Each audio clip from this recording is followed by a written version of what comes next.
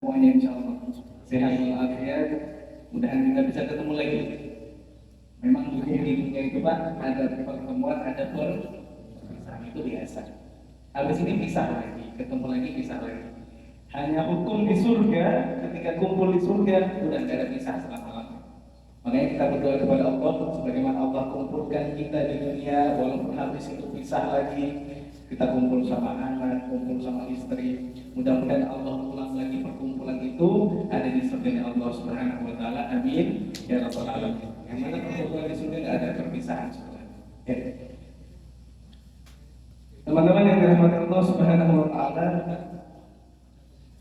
sedikit tadi saya terinspirasi daripada apa yang disampaikan oleh Ustaz Arif. Beliau mengatakan apa yang dikatakan oleh beberapa, bagi saya 10 pemuda akan saya kencangkan dunia. Nah, malam hari ini saya nggak bawa 10, saya bawa 5 pemuda teman-teman saya, kurang 5 ya. Tapi insya Allah ngumpul di sini jadi sempurna hitungannya. Jadi saya ajak teman-teman saya, ada 5 orang pemuda-pemuda semua ini, dan kumpul semua di sini. Walaupun mungkin ada yang tidak muda, tapi dulu pernah muda. Ya, dulu pernah muda. Dan insya Allah walaupun casingnya tidak muda, tapi jiwanya masih jiwa muda ya. Semangat Masya Allah. Oh, istimewa. Dalam hadis Nabi mengatakan istimewanya pemuda itu, kata Nabi, ada 10 golongan nanti di akhirat itu yang akan mendapatkan naungan daripada Allah. Mungkin kita semua tahu bagaimana saat di padang mahsyar, panasnya, capeknya luar biasa. Tapi ada 10 golongan kata Nabi Muhammad dapat naungan, dapat payung gitu bahasanya dari Allah. Salah satu dari 10 itu apa? Rajulun qalbuhu mu'allaqun bil masajid. Ini semangat apa?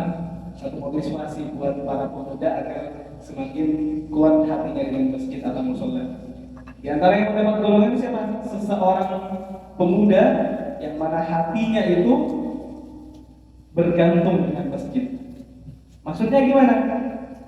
Baru habis dari masjid, misal sholat, keluar lagi langsung datangnya ke masjid kapan lagi ya? Nah, ini calon-calon orang yang mendapatkan naungan Allah Subhanahu wa Ta'ala. Jangan kebalik Pak. Ada di dalam masjid, kapan ya keluar dari masjid? Nah, ini nggak benar. Ya, ini nggak benar. Jadi rindu, hati itu rindu dengan masjid. Mudah-mudahan para pemuda-pemuda semuanya, khususnya pemuda di Musola Al-Islah ini selalu diberkahi oleh Allah Subhanahu Wa Taala. Dan juga dari Ustaz Hafid banyak menceritakan bagaimana kegiatan, bagaimana luar biasanya Musola ini. Saya teringat dengan firman Allah Subhanahu Wa Taala dalam surah Ad-Duha. Ayat terakhir Allah bilang apa? Wa bi ni'mati rabbika fahaddits. Kata Allah, ketika kamu dapat nikmat dari Allah, fahaddits, ceritakan kepada orang lain. Tunjukkan bahwasanya apa? Allah itu maha baik. Allah itu maha baik. Kita banyak dikasih kenikmatan. Seperti cerita Ustaz Hamid tadi. Musola ini banyak diberi kenikmatan oleh Allah dengan bentuk apa? Banyaknya kegiatan-kegiatan baik di tempat ini. Dan kita doakan mudah-mudahan istiqomah dengan kegiatan seperti ini. Dan juga kita semua Pak, kita semua dalam keadaan kebaikan, mudah-mudahan diberi istiqomah sama Allah Ta'ala.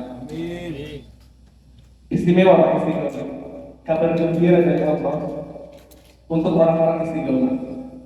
Kita ini tidak cuma yang di musola ini, yang istiqomah, sholat di masjid, istiqomah, kebaikan-kebaikan. Apa Allah bilang dalam Al-Quran? Bismillahirrahmanirrahim. Innal ladzina qalu rabbuna Allah tsumma istaqamu tatanazzalu 'alaihimul malaikatu alla takhafu wa la tahzanu wa abshiru bil jannati allati kuntum tu'adun. Kata Allah apa? Innal ladzina qalu rabbuna Allah. Orang-orang yang mengatakan Tuhan kami Allah. Maksudnya apa? Punya tauhid, beriman kepada Allah. Habis kita mengatakan Tuhan saya Allah, tsumma istaqamu, dia istiqomah ibadahnya, istiqomah kegiatan baiknya. Apa kabar gembira buat kita, Pak? Tatanazzalu alaihimul malaikat. Malaikat turun kepada mereka. Apalagi malam hari seperti ini. Ini hadir saat ini banyak malaikat. Karena dalam hadis itu diriwayatkan Nabi mengatakan ada malaikat-malaikat itu yang setiap malam mereka berkeliling di dunia ini mencari di mana ada majelis kebaikan. Ketika malaikat tadi dapat satu aja dapat majelis kebaikan, dia panggil teman-temannya. Ayo, itu ada pengajian di Musola Al-Islam Buma. Ayo kita kumpul di situ. Hadir malaikat. Apa buktinya hadir malaikat di saat ini? Hati kita ada tenang. Kan itu yang kita cari, Pak. Hati itu tenang, hutang-hutang lupa. Nanti keluar dari sini ingat lagi. Istimewanya pengajian seperti ini bikin adem. Bahkan mungkin kalau ada orang punya penyakit susah tidur, hadir aja pengajian ini. Nanti tidur ya. Istimewa pengajian seperti ini. Banyak berkah daripada Allah Subhanahu wa taala. Tatanazzal alaihimul malaikat, turun malaikat. Mereka mengatakan apa? Allah takhafu wa la tahzanu. Kalian hidup di dunia banyak masalah. Kalian hidup di dunia banyak cobaan. Tapi bilang malaikat apa? Allah takhafu wa la tahzanu. Kalian jangan takut, jangan sedih. Ada bantuan Allah buat orang-orang yang istiqamah. Lalu apalagi hebatnya orang istiqamah? Wa absyiru bil jannati allati kuntum tu'adun. Bergembiralah kalian dengan sebab kalian akan mendapatkan surga yang Allah janjikan kepada kalian semua. Mudah-mudahan barokah kita kumpul di pengajian ini, Allah Subhanahu wa taala jadikan kita orang-orang istiqamah insyaallah. Tidak cuma pengajian di sini. Mungkin kalau kita cuti ada pengajian di dekat rumah kita. Kalau misal tidak ada pengajian sama sekali, gampang Pak, buka YouTube ada pengajian. Mungkin live streaming apa pengajian, kita hadir, kita ikuti pengajian itu. Maka insya Allah kita akan mendapatkan keberkahan daripada itu semuanya. Amin amin ya rabbal alamin. Teman-teman yang dirahmati Allah Subhanahu wa taala, kita nggak akan lama-lama Pak ya, pengajiannya santai aja kan, ya nyantai aja kita malam hari ini. Biasanya saya dihubungi sama Ustaz Harun. Ustaz Harun mau bahas apa nanti? Saya bilang ikut aja apa pembahasan di sana. Oh ini kita akan kitab Nurul Yakin. Oh ya sudah, nanti coba saya sedikit membahas apa yang bisa kita contoh daripada Nabi Muhammad Sallallahu Alaihi Wasallam. Teman-teman yang dirahmati Allah Subhanahu Wa Taala, dalam Al-Quran Allah Subhanahu Wa Taala berfirman di surah Al-Ahzab ayat 21. Kita semua familiar dengan ayat ini. Bismillahirrahmanirrahim. Laqad kana lakum fi Rasulillahi uswatun hasanatun liman kana yarjullaha wal yawmal akhir wa dzakarallaha. Allah Subhanahu wa taala berfirman, sesungguhnya telah ada pada diri Nabi Muhammad itu suri tauladan yang baik. Jadi teman-teman, kita hidup di dunia ini, mau apapun jabatannya, mau bagaimanapun keadaannya, kalau kita pengen kehidupan kita itu berjalan dengan baik, semua contohnya ada dengan Nabi Muhammad Sallallahu Alaihi Wasallam. Bagaimana tadi Ustaz Hafid bacakan perjalanan hidup Nabi Muhammad dari sebelum menikah, setelah menikah, dan seterusnya, itu semua dibahas di dalam kitab-kitab sejarah Nabi Muhammad Sallallahu Alaihi Wasallam. Dari semua suri tauladan Nabi Muhammad, dari semua kisah-kisah Nabi Muhammad, sedikit yang ingin saya singgung malam hari ini teman-teman, bagaimana seorang Nabi Muhammad saat beliau sebelum menikah, lalu ketika Nabi menikah, dan kehidupan setelah menikah. Kan malam hari ini banyak pemuda ya, betul ya. Saya ingin bahas tentang pernikahan. Sebelumnya saya mohon maaf dulu. Di depan saya ini banyak orang-orang mungkin yang usia pernikahannya lebih lama dari saya. Yang pasti lebih banyak pengalamannya ya. Bagaimana mengalami rumah tangga itu, semuanya pasti sudah mengalami. Jadi saya di sini tidak bermaksud ingin mengajari atau apa, tidak. Kita sharing, belajar sama-sama. Bagaimana sih bisa tercipta rumah tangga yang sama Allah sudah biasa, sama rata. Apa sama rata itu? Sakinah, mawaddah, warahmah, penuh takwa. Itu sama rata. Ya. Bagaimana sih caranya rumah tangga itu bisa sama rata? Nah, kita coba akan membahas malam hari ini. Kita jadikan Nabi Muhammad suri tauladan agar rumah tangga kita ini bisa mendapatkan keberkahan seperti rumah tangga Nabi Muhammad Sallallahu Alaihi Wasallam. Teman-teman yang dirahmati Allah Subhanahu Wa Taala, kalau kita melihat kisah Nabi Muhammad, dari sebelum Nabi Muhammad menikah itu, beliau sudah menjaga sikap beliau.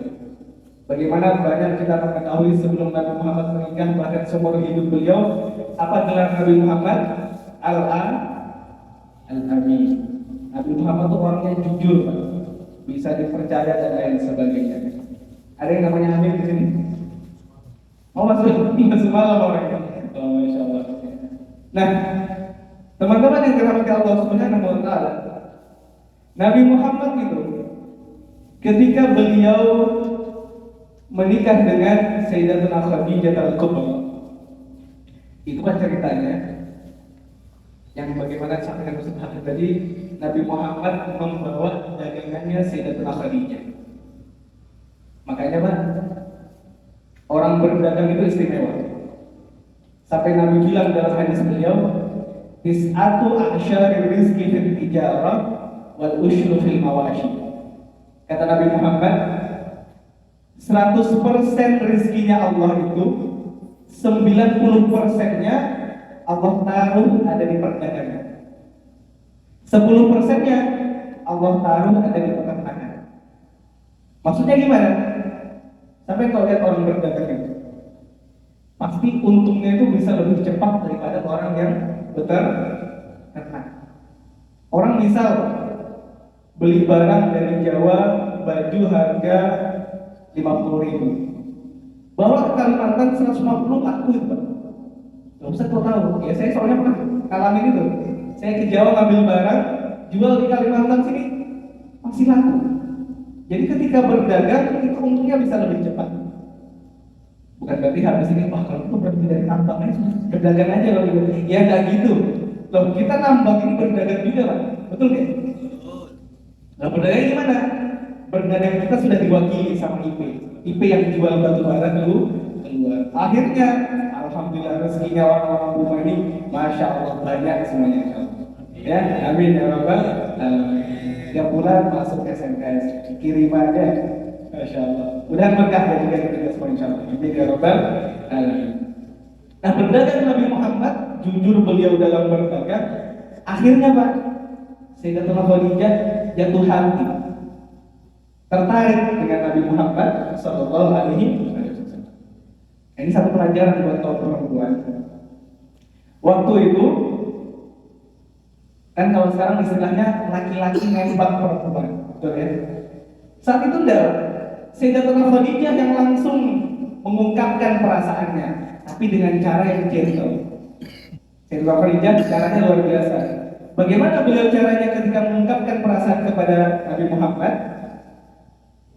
Beliau sampaikan melalui perantara, atau kalau bahasa kerennya apa? Macom belang. Ya. Nah, macom belang ini seorang laki-laki ngomong sama Nabi Muhammad. Hei Muhammad, waktu itu belum jadi nabi ya, masih umur 25. Manggilnya Muhammad, kalau sudah jadi nabi manggilnya Muhammad. Hei Muhammad, kamu udah mau menikah ya? Nah, Muhammad, saya mau nikah. Tapi siapa yang mau sama saya? Nah, di situ masuk. Akhirnya bilang utusannya Sayyidatuna Khadijah, ini bos kita ini yang kita bawa barang dagangannya, ini perempuan luar biasa lain sebagainya. Coba, kalau kamu mau, kamu bawa siapa yang teman kamu, lamar Sayyidatuna Khadijah. Dari situ terjadilah Nabi Muhammad melamar Sayyidatuna Khadijah. Caranya bagus Pak. Bukan berarti langsung Sayyidatuna Khadijah ngomong sama Nabi Muhammad, wahai Nabi Muhammad, mau tidak nikah sama saya? Itu cara yang kurang gentle. Nah, satu pelajaran buat kaum perempuan, misal, saya suka sama laki-laki itu, cari perantara, siapa mungkin temannya, ya, ditiru bagaimana caranya Sayyidatuna Khadijah. Terkadang kan zaman sekarang perempuan ini nunggu, ya, nunggu laki-lakinya datang. Lagi orang Jawa itu kesuwen, kelamaan. takut diambil orang duluan. Ini kalau sudah suka langsung sampai. Nah, terjadilah pernikahan Nabi Muhammad. Nabi Muhammad kan menikah itu disebutkan di dalam kitab Sirah Nabawiyah oleh Imam Ibn Hisham, mahar Nabi Muhammad ketika menikah itu adalah 20 ekor unta. Kalau sekarang satu unta berapa harganya, Pak? Enggak tahu, satu unta aja belum pernah. Berapa harganya unta? Pokoknya lebih daripada harga sapi lah ya. Pasti mahal. 20 ekor unta. Itu mahar Nabi Muhammad untuk pernikahan Sayyidatuna Khadijah. Nah, ini persiapan buat teman-teman yang belum nikah ini. Sudah siap tidak mahar buat jalannya? Insya Allah sudah lagi ngumpul-ngumpul saat kita bunga aja. Sudah ada yang belum nikah, insya Allah disegerakan insya Allah. Amin. Satu ucapan Pak, daripada Ki Haji Maimun Zubair. Siapa yang kenal Ki Haji Maimun Zubair? Kenal ya? Bukan kenal sih, tahu ya. Kalau kenalan di mana kita lupa ketemu ya. Ki Haji Maimun Zubair ini gurunya Gus Bahar. Masya Allah, Ki Haji Maimun Zubair. Nah, saya pernah mendapatkan satu ucapan daripada Ki Haji Maimun Zubair, Pak. Ya, sambil nanti ya. Bilang beliau, kan uang mahar itu beda ya sama uang jujuran ya. Uang jujuran itu lain sama uang mahar. Kalau uang jujuran itu kan bahasanya jujur-jujuran nih, biaya pernikahan kita mau berapa gitu ya. Itu uang jujuran itu. Itu biasanya bikin laki-laki mundur duluan gitu. Berapa orang tua perempuan kita uang jujuran? 50 juta Ustaz. Aduh. Jujur-jujuran apa? Uang biaya pernikahan itu semuanya. Kalau uang mahar lain. Uang mahar itu yang dijadikan mahar ketika akad nikah. Saya nikahkan kamu dengan anak saya bulan dengan mahar. Mahar itu nanti jadi miliknya istri. Nah, Pak bilang Ki Haji Maimun Zubair, ketika mau nikah kata beliau, coba kamu bicara dengan istrimu, uang maharnya dibanyakin. Agar apa? Ketika setelah menikah, uang mahar ini kata beliau ini uang berkah. Ketika uang mahar itu dijadikan modal usaha, berkah usaha. Sampai tahu nggak usaha yang berkah itu gimana? Usaha yang walaupun mungkin sedikit tapi berkah. Intinya berkah. Berkah itu dalam bahasa Arab dikatakan ziyadatul khair, tambah kebaikan. Yang mungkin bisa jumlahnya tambah banyak atau apa. Intinya berkah usaha itu. Nah, kata Ki Haji Maimun Zubair, ngomong sama istrimu, ini uang mahar saya banyakin jumlahnya. Nanti setelah kita menikah, uang ini kan hakmu, uang istri. Saya pinjam, saya gunakan modal usaha.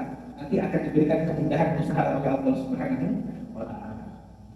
Jangan kalau sekarang kan, sampai pernah ada dengar orang-orang ketika menikah dengan mahar uang 100.000 ya, 50.000. Bilangnya mereka sih, Ustaz, biar gak kelihatan pamer sama orang, kan itu disebut. Gak usah sebutin aja mahal-mahal. Saya nikahkan dengan mahar 50 juta, langsung 50 juta itu jadi haknya istri. Habis itu pakai usaha. Persiapan ini yang belum nikah. Yang sudah nikah dalam artinya, aduh kok baru sekarang saya dengar ini. Dulu waktu nikah saya udah kayak gini deh. Baru sekarang saya dengar ucapan kayak gini. Kalau itu nikah lagi satu ya enggak juga ya. Ya enggak juga. Ya yang sudah berlalu ya sudah. Jadi tinggal yang ada sekarang, uang yang ada digunakan sebaik mungkin. Nah, teman-teman yang dirahmati Allah Subhanahu wa Ta'ala. Kemudian menikah Nabi Muhammad dengan Sayyidatuna Khadijah. Banyak kisah dalam pernikahan beliau dilalui dan itu banyak memberikan pelajaran buat kita. Di antaranya Pak, bagaimana Nabi Muhammad itu beliau mengakurkan anak beliau Sayyidatuna Fatimah dengan ibu tirinya Sayyidatuna Aisyah. Jadi ceritanya satu saat Pak, kan Nabi Muhammad itu semasa hidup Sayyidatuna Khadijah beliau tidak menikah. Ketika Sayyidatuna Khadijah meninggal, baru beliau menikah dengan beberapa perempuan. Satu saat Sayyidatuna Aisyah ini ngomong sama Siti Fatimah. Kan Siti Fatimah ini anak Nabi Muhammad dari Sayyidatuna Khadijah. Berarti anak tirinya Sayyidatuna Aisyah. Ya. Saya cerita ini tanpa mengurangi kehormatan para wanita-wanita mulia itu, Sayyidatuna Aisyah dan Sayyidatuna Fatimah. Sayyidatuna Aisyah ngomong gini Pak, sama Siti Fatimah. Wahai Fatimah, aku ini istrinya Nabi Muhammad paling beruntung. Kenapa? Di antara semua istri Nabi Muhammad, hanya aku yang dinikahi oleh Nabi masih dalam keadaan perawan. Karena Nabi Muhammad itu Pak, istrinya dalam riwayat ada 13. Ketika Nabi Muhammad meninggal tinggal 9. Itu semuanya janda, kecuali Siti Aisyah. Itu beliau nikah masih perawan. Umur berapa dinikahi Siti Nabi Muhammad? Umur 6 tahun. 6 tahun. Tapi jangan bayangkan 6 tahun perempuan zaman dulu sama dengan 6 tahun perempuan zaman sekarang. Enggak, beda. Itu zaman 1400 tahun yang lalu. Sekarang itu jadi ribut sekarang. Nabi Muhammad pedofilia itu. Menikahi anak kecil, ya. Itu zaman dulu. Umur 6 tahun, kemudian setelah menikah belum dikumpul sama Nabi. Umur 8 tahun Siti Aisyah sudah haid, baru kumpul sama Nabi. Sudah besar perawakannya. Nah, Siti Fatimah dengar Siti Aisyah ngomong kayak gitu, bahasa kasarnya nggak terima. Nggak terima. Lapor sama Nabi Muhammad. Wahai Nabi Muhammad, Ibunda Aisyah ngomong seperti ini. Nabi Muhammad gimana Pak? Bilangnya Nabi Muhammad gini. Bilang sama Siti Aisyah, ibuku Sayyidatuna Khadijah itu ibu yang paling beruntung. Kenapa? Karena ibuku yang mendapatkan Nabi Muhammad masih dalam keadaan perjaka. Udah, Sayyidatuna Aisyah ngomong gitu kalah Sayyidatuna Aisyah.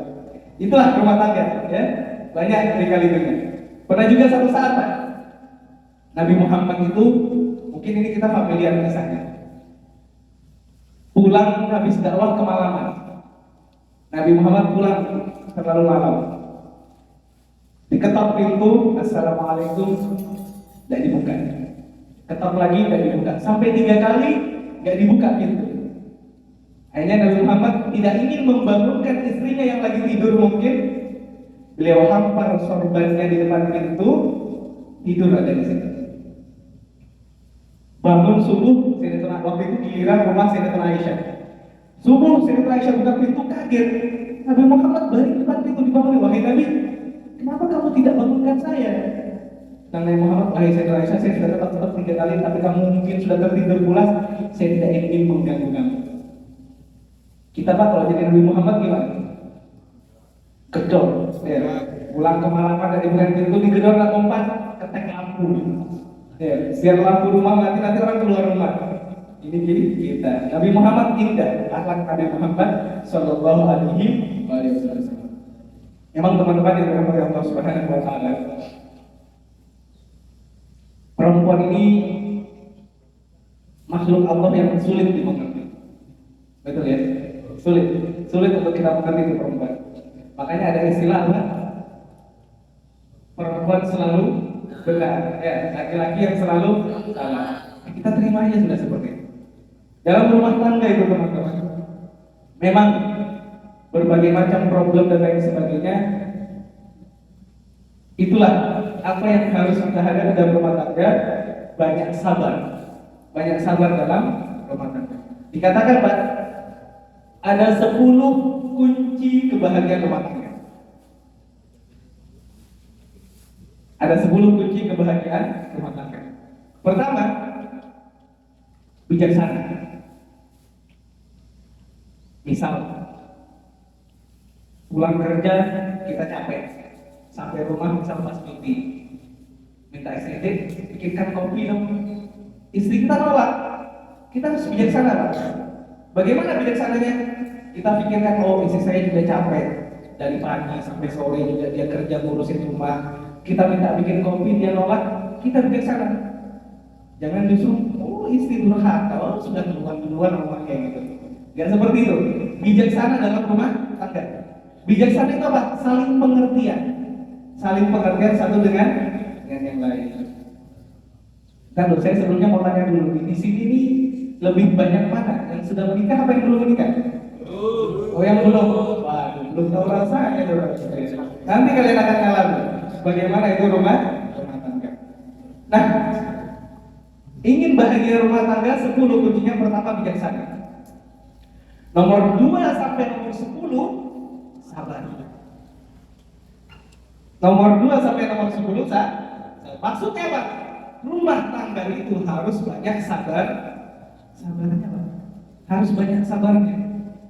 Apa yang saya sampaikan seminggu yang lalu, agar muncul kesabaran dalam diri kita. Misal istri ngomel-ngomel, ya itu biasa, perempuan ngomel-ngomel itu biasa. Dengerin aja. Kalau mereka satu somat, anggap radio rusak aja. Ya, nggak ada lu, nggak rame dalam somat gitu.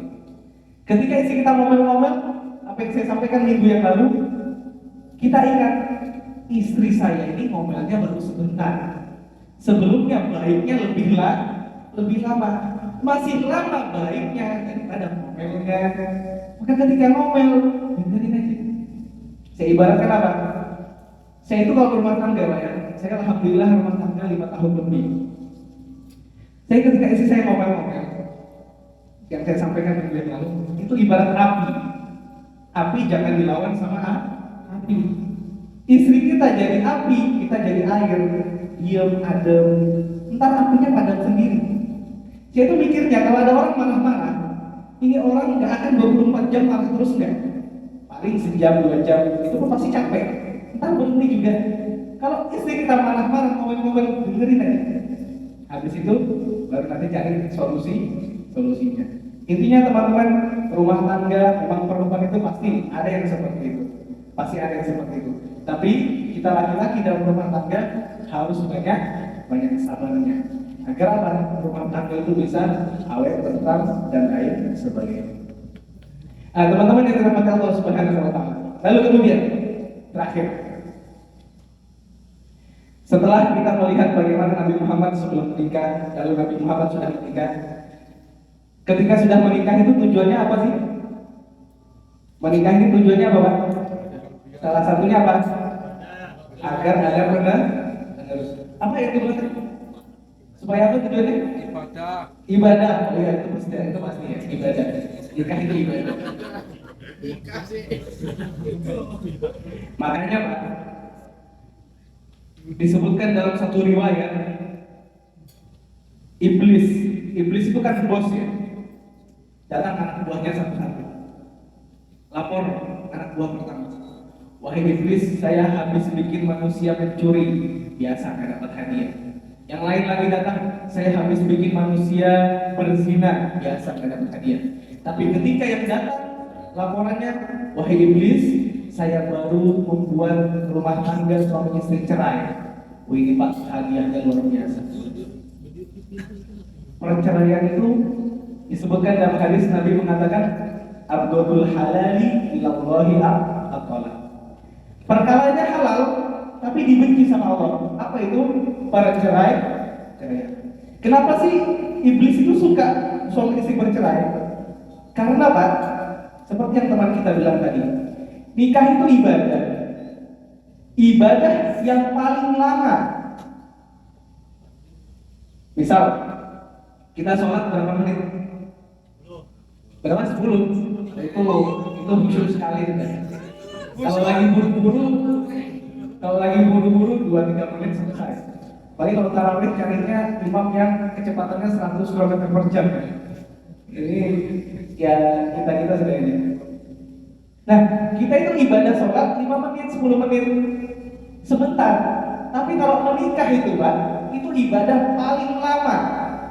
Ketika sudah menikah, ngobrol sama istri, dikasih pahala sama Allah. Ngelihat tangannya istri, dikasih pahala sama Allah. Baik lihat yang lain. Ya, ini sudah menikah. Kalau belum menikah bukan pahala itu, dosa. Dosa. Intinya orang menikah itu per detik pahala. Orang menikah 10 tahun pahala terus. Makanya iblis itu gak suka Pak sama orang menikah. Kenapa? Dapat pahala terus dari Allah. Makanya si iblis itu berusaha bagaimana suami istri itu bisa bercerai. Kadang cobaan itu nggak datang dari istri, biasanya datang dari mana? Mertua. Itu biasa. Dan dari mertua kadang datangnya dari mana? Dari ipar. Itu juga biasa. Dan dari ipar terkadang datangnya dari mana? Dari mantannya istri. Dari mantannya istri. So, ini saya cerita ya. Ini kisah nyata. Akhirnya ada jadi terakhir itu. Minum dulu ya, minum dulu ya.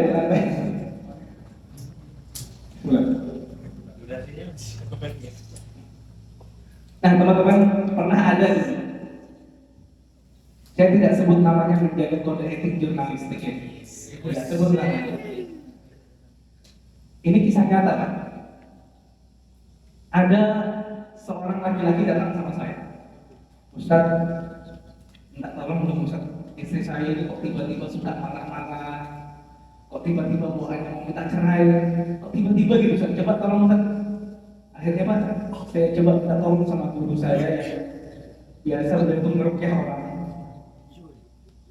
Dilihatkan gitu. Akhirnya sudah. Ternyata apa yang terjadi teman-teman dengan guru saya? Istrinya orang ini yang datang sama saya, dia habis baru reunian teman-teman SMA. Waktu reunian itu ketemu mantan pacarnya. Akhirnya sama mantan pacarnya biasa ada ilmu gitu, entah lewat minuman atau apa, kasih guna-guna atau apa. Akhirnya habis reunian itu berubah sudah sikapnya. Nah biasa seperti itu ya. Makanya teman-teman, dalam rumah tangga ini Pak, sebagaimana seminggu yang lalu, ketika kita dalam bekerja ingin selamat dari insiden-insiden, tidak hanya kita mengandalkan kemampuan kita mengandalkan kemampuannya Allah. Lewat apa? Amalan-amalan. Makanya dalam rumah tangga itu teman-teman, kita isi amalan-amalan. Sholat bareng, ya, ngaji bareng sama istri. Kalau lagi cuti, Ustaz kalau nggak cuti gimana Ustaz mau ngaji bareng saudara? Saya kalau cerita ya, saya sendiri. Saya itu Pak kalau di sini kan jauh dari istri. Itu dalam sehari nelpon istri pagi. Pagi saya telepon istri, baca amalan pagi sama-sama. Habis itu siang habis zuhur saya telepon lagi, baca amalan habis zuhur sama-sama. Ada amalan habis zuhur teman-teman kalau mau coba amalin, nanti rezekinya deras seperti deras hujan. Oh enggak? Mau aja tuh mau banget. Banget. Mau rezekinya. Habis zuhur itu Pak ada amalan, ini dari Habib Umar Hamdamut. Mungkin sebagian kita sudah ngamalin.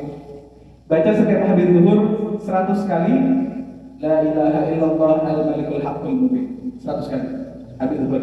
La ilaha illallah al-malikul haqqul mubin. La ilaha illallah al-malikul haqqul mubin. 100 kali habis zuhur. Sampai coba, insyaallah Allah kasih nanti bukti dari amalan tersebut. Nah itu habis zuhur saya telepon istri, baca itu sama-sama lewat HP. Sore lagi ada amalan sore baca sama-sama. Ketika Pak rumah tangga diisi dengan ibadah sama-sama, hati selalu terikat. Karena kalau rumah tangga itu teman-teman, atau kita ketika misal nelpon hanya mau ngobrol aja sama istri, obrolan bisa habis. Betul nggak? Ngobrol ini habis itu bahkan habis mau ngobrol apa lagi sama istri. Tapi ketika kita isi dengan ibadah, baca wirid sama-sama, paling enggak Pak minimal pagi sore kan dianjurkan. Nah ini banyak nih sekarang yang kena sakit. Teman-teman karunia banyak sih yang sakit. Kalau rumah gimana? Banyak yang sakit ya? Batuk pilek gitu ya? Biasa. Nah Nabi Muhammad bilang baca pagi 3 kali, sore 3 kali. Bismillahirrahmanirrahim. La yadurru ma'asmihi syai'un fil ardi wala fis sama' wa huwa as-sami'ul. Kata Nabi, siapa orang baca ini 3 kali pagi, 3 kali sore, Allah jaga daripada segala musibah. Itu saya istri sama istri telepon, ayo baca sama-sama. Sore itu lagi baca sama-sama. Malam mau tidur, telepon lagi, ayo baca doa tidur sama-sama. Setiap saat Pak, selalu ada hubungan sama istri. Akhirnya, walaupun kita jauh dari istri, kan sering tuh kejadian. Suaminya ketambang 2 bulan, 3 bulan, istrinya selingkuh. Ya, ini pernah ada kejadian itu. Udah istri kita dijagain calon. Yang belum menikah mudah calon-calon istrinya ada kayak gitu ya. Amin ya Rabbal. Nah, supaya tidak terjadi seperti itu apa? Ikatan hati. Ikatan hati itu dijaga dengan ketika telepon wirid sama-sama, ngaji sama-sama. Ketika di rumah sholat jamaah sama-sama. Maka ini penting buat teman-teman yang belum menikah, bacaan Fatihahnya bagusin. Kan kalian kalau habis nikah jadi imamnya istri. Apalagi biasanya kalau pengantin baru itu mertuanya mau ikut jadi makmum. Ya, ngetes ini menantu saya gimana sih bacaan Fatihahnya. Nah, ini pelajaran juga buat kita yang sudah punya anak perempuan. Cari suami yang pintar ngaji, pintar sholat. Sholatnya nggak ditinggal. Habis itu, yang belum nikah, coba didalami, hafalkan zikir setelah sholat. Jangan nanti habis nikah, assalamualaikum, diam. Bilang mertuanya mau diam. Ya, harus hafal zikir. Allahumma antas salam wa minkas salam. Saya yakin hanya itu aja kalian tunjukkan sama mertua nanti, itu sudah bikin senang. Sudah bikin senang. Ya walaupun istri keningnya sedikit aman aja ya. aman aja insyaallah. Makanya para orang tua ketika mencari calon menantu kan sering zaman sekarang itu tanyanya, kamu kerja di mana? Saya kerja di PT Bunga, Pak. Wah, ini calon menantu idaman ya. Kerja di PT Bunga. Ditanya kerja dulu di mana, jangan. Kita lihat bagaimana sholatnya anak itu, bagaimana ibadahnya. Ketika ibadahnya bagus, insya Allah akan memberikan keberkahan dalam rumah tangga.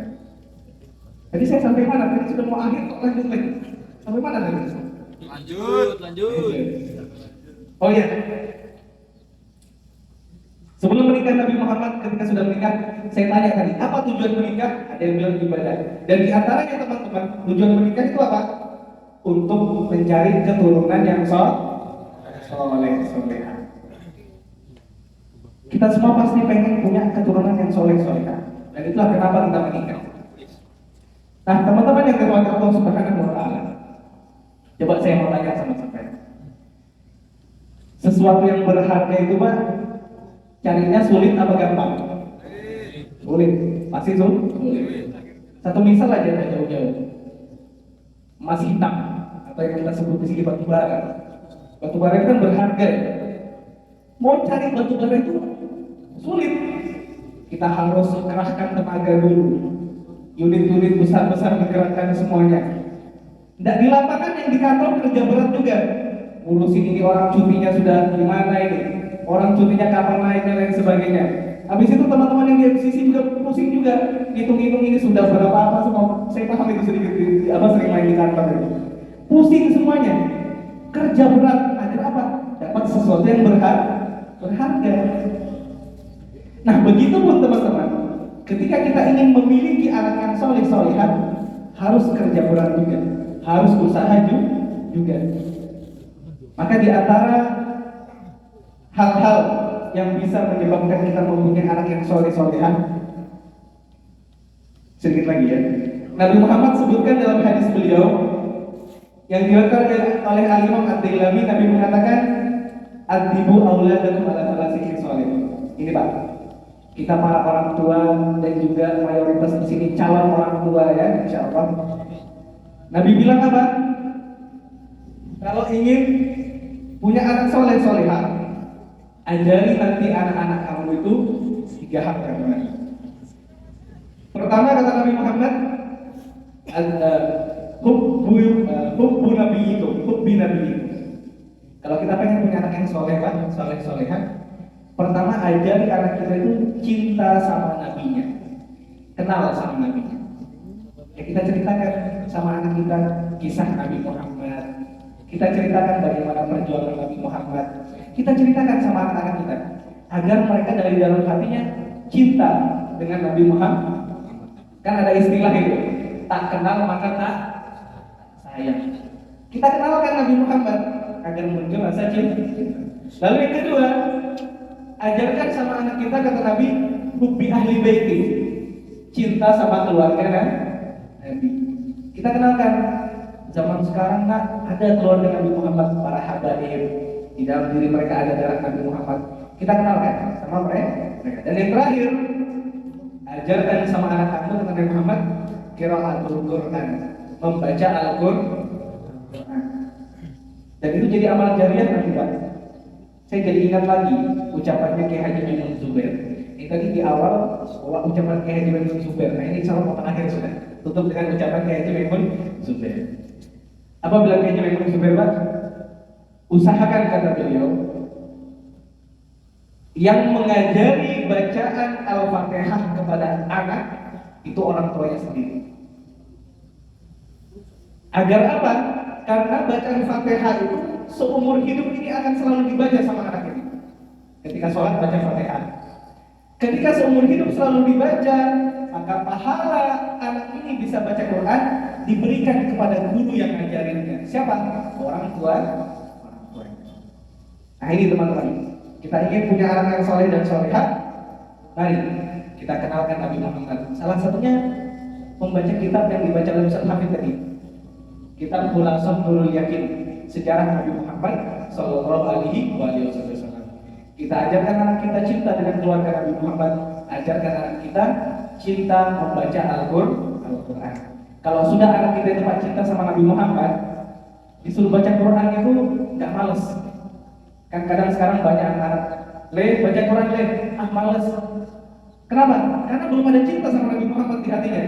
Kalau dalam hatinya ada cinta sama Nabi Muhammad, Al-Quran itu mukjizat Nabiku, Nabi yang aku cinta, disuruh langsung baca Quran. Nah teman-teman yang dirahmati Allah Subhanahu Wa Taala, sebenarnya banyak masih suri tauladan daripada Nabi Muhammad.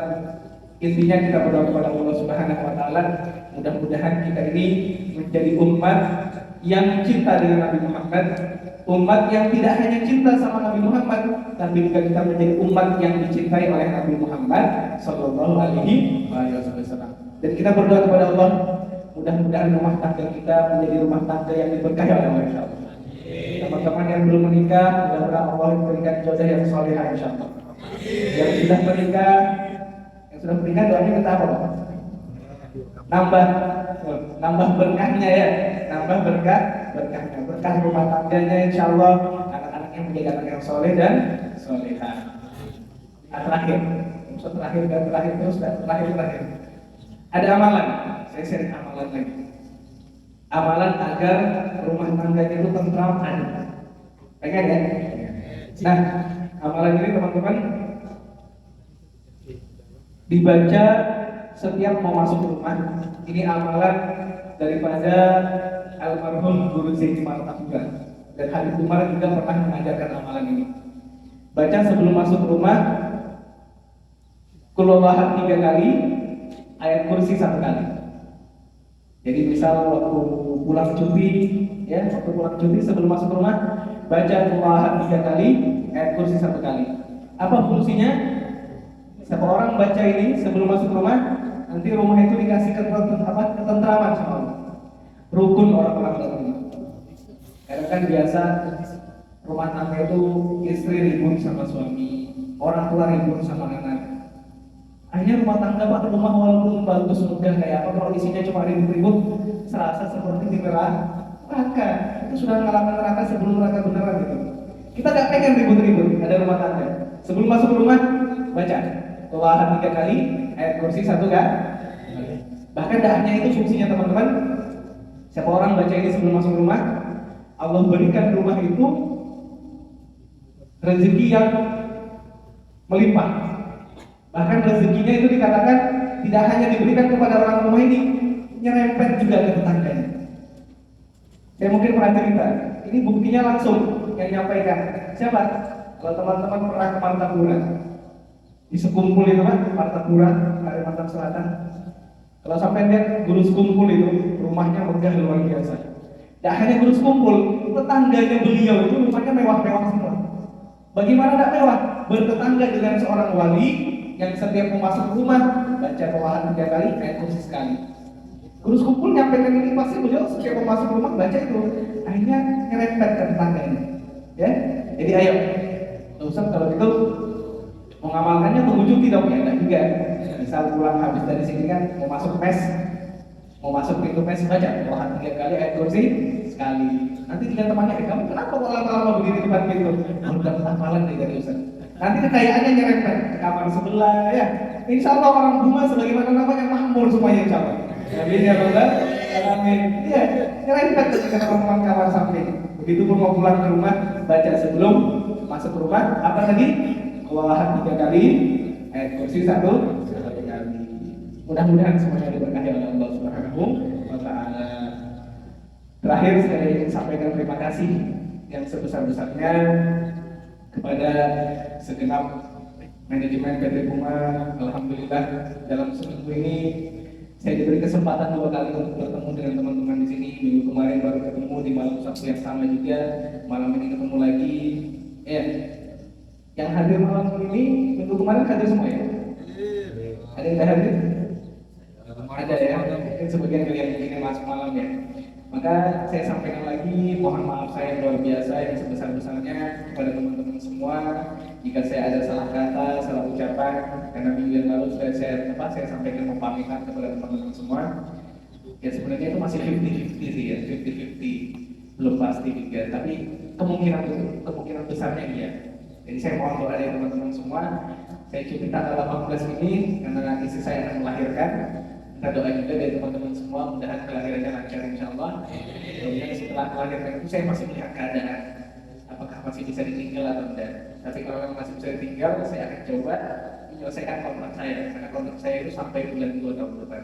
Tapi kalau memang nggak bisa, saya langsung medikan. Jadi saya, ya kita berdoa kepada Allah, mudah-mudahan kita bisa ketemu lagi insya Allah. Amin. Dan mudah-mudahan Allah Subhanahu Wa Taala jadikan kita semua orang-orang yang beruntung insya Allah. Beruntung tidak hanya di dunia, Allah jadikan kita beruntung di akhirat. Ya, sekali lagi saya sampaikan terima kasih terkhusus lagi kepada segenap pengurus Mushola Al-Islah. Saya sudah diundang ke tempat ini bertemu dengan teman-teman semuanya, dan saya ucapkan lagi mohon maaf sebesar-besarnya jika dalam penyampaian saya ini ada salah kata, salah ucapan dan sebagainya. Kita tutup dengan doa kafaratul majlis. Subhanakallahumma wa bihamdika asyhadu an la ilaha illa anta astaghfiruka wa atubu ilaik. Wa akhiru da'wana alhamdulillahi rabbil alamin. Terima kasih. Assalamualaikum warahmatullahi wabarakatuh.